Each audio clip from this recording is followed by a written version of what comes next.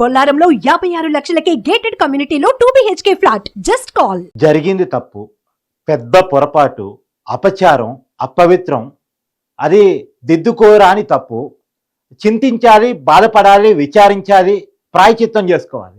పైగా ఇవన్నీ చేసుకోకపోగా వెటకారం, పందికోవట బంగారం అంట, ఆవు నెయ్యట రాగట. ఇది నేనంటుంది కాదు. వైసీపీ పార్టీ ప్రధాన కార్యదర్శిగా వైసీపీ అధికారులు ఉన్నప్పుడు అడిషనల్ అడ్వకేట్ జనరల్గా ఉన్నటువంటి పొన్నవోలు సుధాకర్ రెడ్డి గారు మాట్లాడిన మాటలు ఒకసారి మీరే వినండి. రాగి చెంబు అమ్ముతుండా, ఇది 100 రూపాయలు చెంబు అని చెప్పాను. నేను దాన్ని బంగారు కలిపి చెంబులో కలిపి చెంబు తయారు చేయడం నేను అమ్ముతానా? కామన్ సెన్స్ భక్తున్నాడు. Whereas the pig fat oil is 450 to 1200 rupees per kg. Yes, you can see it. Fish oil వచ్చి 1400. విన్నారు కదా మీరు, మీకు అర్థమైంది కదా ఏం చెప్పే ప్రయత్నం చేస్తున్నాడు ఆయన. హిందువుల మనోభావాన్ని కించపరిచే ప్రయత్నం చేస్తున్నాడు. ఏదో ఆవు నెయ్యి కంటే కూడా పంది కొవ్వు విలువైందిగా, జంతువుల కొవ్వు విలువైందిగా చూపించే ప్రయత్నం చేస్తున్నాడు. ఎక్కడైనా రాగిలో బంగారాన్ని కలుపుతారా అంటే ఆవు నెయ్యిలో పంది కొవ్వును ఇంకోటి కలుపుతారా, అది బంగారం అంటే ఇది రాగంట. ఏంటిది? హిందువుల మనోభావాల పట్ల ఈ రకమైనటువంటి వైఖరి, ఈ పోలిక ఏంటి? ఒకసారి ఆయన్ని అడిగే ప్రయత్నం చేద్దాం. ఈ రకమైన వైఖరి ఉన్న వాళ్ళని ఏం చేయాలి?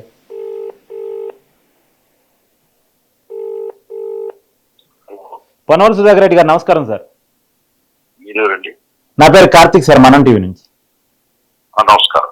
బాగున్నారా సార్? ఏం లేదు, మీరు చేసిన ఒక వ్యాఖ్య ఏదైతే పంది కొవ్వుని బంగారంతో పోలుస్తూ తర్వాత ఆవు నెయ్యిని రాగితో పోలుస్తూ చేసిన వ్యాఖ్య ఏదైతే ఉందో అది హిందువుల మనోభావాన్ని కించపరిచేదిగా ఉంది అనేటువంటిది ఒక వాదన. ఏమంటారు దాని మీద?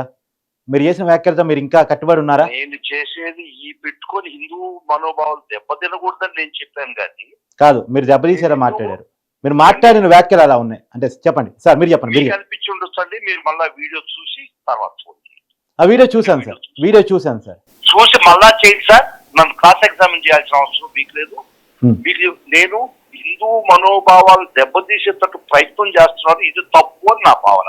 ఓకే అండి? Okay sir. ఇప్పుడు కాదు సార్, అది ఆయన చెప్పేది విన్నాం కదా, ఆయన వ్యాఖ్యలు పట్టే కట్టుబడినట్టు కనపడుతుందా? మీరు విన్నారు కదా ఆయన వీడియో, మీరు విన్నారు కదా, నేను వింటాం పక్కన పెట్టాను, మీరు విన్నారు కదా. ఆయన వైఖరి ఇప్పటికీ మనకు అర్థమవుతుంది కదా ఆయన ఏ వైఖరిలో ఉన్నాడు అనేది.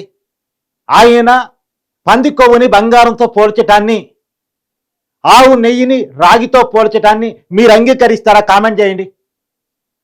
ఇలాంటి వాళ్ళకి వైసీపీలో పదవులు దక్కుతాయి, ఇలాంటి వాళ్ళకే వైసీపీలో పదవులు దక్కుతాయి. ఇలా పార్టీ ప్రధాన కార్యదర్శిగా ఆయన బాధ్యతలు ఇచ్చారు, అధికారులు ఉన్నప్పుడు పదవినిచ్చారు, అది గవర్నమెంట్ పదవి. మళ్ళీ అఫీషియల్గా అడిషనల్ అడ్వకేట్ జనరల్. చంద్రబాబు మీద కేసులు పెట్టడం ఈయన పని, చంద్రబాబు మీద జైలు బయటికి రాకుండా జైల్లోనే ఉంచడం ఈయన పని. ఈయన రాజకీయ నాయకుల్లో ప్రెస్ మీట్లో పెట్టాడు అడ్వకేట్ జనరల్ పోస్టులో ఉండి. సరే, ఆ రాజకీయాలన్నీ వదిలేయండి, ఆ రాజకీయాలకి ఇప్పుడు మన సంబంధం లేదు. మనకి మనోభావాలతో సంబంధం, మనకి మన వెంకటేశ్వర స్వామితో సంబంధం, మనకి జరిగిన అపచారంతో సంబంధం. సహజంగా జరిగిన అపచారం పట్ల విచారాన్ని వ్యక్తం చేయాలి, బాధను వ్యక్తం చేయాలి. క్లియర్గా ల్యాబ్ చెప్తుంది కదా, ఇది చంద్రబాబు నాయుడు గారు ఇచ్చిన రిపోర్ట్ కాదు, ఎన్డీడీఏ రిపోర్టు. ఎన్డీడీఏ రిపోర్ట్ క్లియర్గా ఇచ్చింది. ఎస్ వాల్యూస్ ఎంత ఉండాలి, ఎంత ఉన్నాయి, ఆ ఎస్ వాల్యూస్ ఏం చెప్తున్నాయి అనేది క్లియర్గా చెప్పింది. పైగా ఏమంటారు జగన్మోహన్ రెడ్డి గారు ప్రధానమంత్రిగా లేఖ రాస్తూ, మోడీ గారికి లేఖ రాస్తూ, అది ఆవులు బలహీనంగా ఉన్నాయి, ఆవు పాలతో తయారు చేయబడిన నెయ్యి ఏదో ఎస్ వాల్యూ తప్పుగా పడ్డాయి ల్యాబ్లో, ఎందుకంటే గుజరాత్ సంబంధించిన ల్యాబ్, అది ఆ ల్యాబ్ తప్పంటే మోడీ గారు ఒప్పుకోడని చెప్పేసి ల్యాబ్ కరెక్టే కానీ ఆవు నెయ్యిని ల్యాబ్ ఎందుకు అలా చూపించింది అంటే ఆ రోజు ఆవులన్నీ సిక్ అయిపోయి వాడికి వెండి గడ్డి పచ్చి గడ్డి సరిగా వేయలేదు, దానా సరిగా పెట్టలేదు, అందుకనే ఆవు నెయ్యిలో ఆ ఎస్ వాల్యూస్ తప్పుగా వచ్చాయని చెప్పేసి కవర్ చేసుకునే ప్రయత్నం చేశాడు. మనకి ప్రెస్ మీట్ పెట్టేమో అదంతా అబద్ధం, ఏదో జూన్ 8వ తారీఖు ఇచ్చారు అంటే చంద్రబాబు గారు ముఖ్యమంత్రిగా ఉన్నారు, ఇవన్నీ మాట్లాడే ప్రయత్నం చేశారు. కానీ మోడీ గారికి రాసిన లెటర్లో మాత్రం ఆవులు సిక్ అయినాయి, అందుకనే ఎస్ వాల్యూస్ తప్పుగా వచ్చాయని మాట్లాడారు. ఆవులు సిక్కు కావడానికి ఎన్ని ఆవులండి?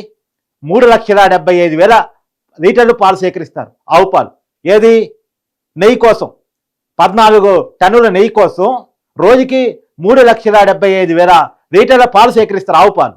3,75,000 ఏ లీటర్ల పాలు అంటే ఎగ్జాంపుల్, అన్ని లీటర్ల పాలు అంటే తక్కువ ఒక ఆవు 10 లీటర్ల పాలు ఇస్తుంది అనుకుంటే అంతకన్నా తక్కువ ఇచ్చే ఆవులు కూడా ఉంటాయి.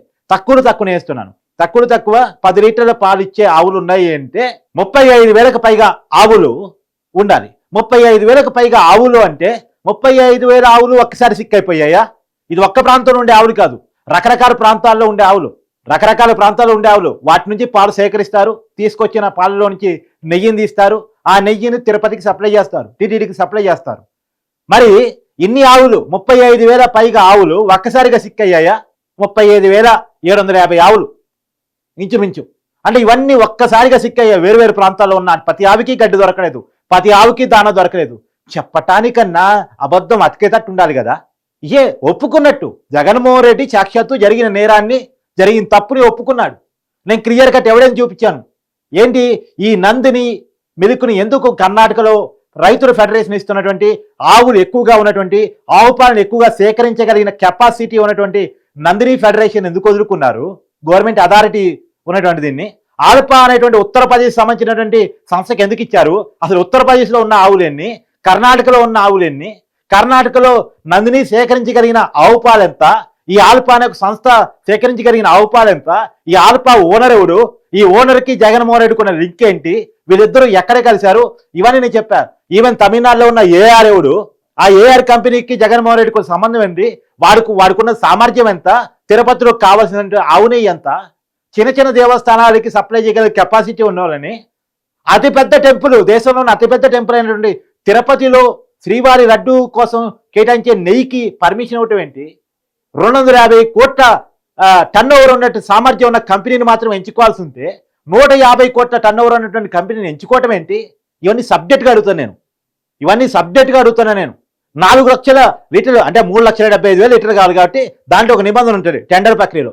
కనీసం 4 లక్షల లీటర్ల పాలు సేకరించగలిగే కెపాసిటీ ఉన్న కంపెనీ కావాలని టెండర్లో ఆ రూల్ ఉంటే ఆ రూల్ని తీసి పడేసింది ఎవరు? ఎందుకు తీసి పడేశారు? ఇదంతా 2020లో జరిగిన కుట్ర అనేది నేను క్లియర్గా గతంలో ఎవిడెన్స్తో సహా చూపించాను. నేను వీటన్నిటికీ ఇది సమాధానం చెప్పలేరు. అందుకని ఇప్పుడు సమాధానం చెప్పలేక లేదు నేను అట్ట అనలేదు, హిందువుల మనోభావం కోసమే మాట్లాడే ప్రయత్నం చేస్తున్నాడు. చూశారు కదా మీరే ఫోన్లో. ఇమీడియట్గా అతని పార్టీ నుంచి సస్పెండ్ చేయండి. నిజంగా జగన్మోహన్ రెడ్డి గారి చిత్తశుద్ధి ఉంటే హిందువుల మనోభావాన్ని కించపరిచినటువంటి పొన్నవోలు సుధాకర్ రెడ్డిని పార్టీ ప్రాథమిక సభ్యత్వం నుంచి, పార్టీకి ఉన్న పదవుల నుంచి అతన్ని వెంటనే సస్పెండ్ చేయాలని నేనైతే డిమాండ్ చేస్తున్నాను. మరి చిత్తశుద్ధి జగన్మోహన్ రెడ్డికి ఉందా లేదా నిరూపించుకో.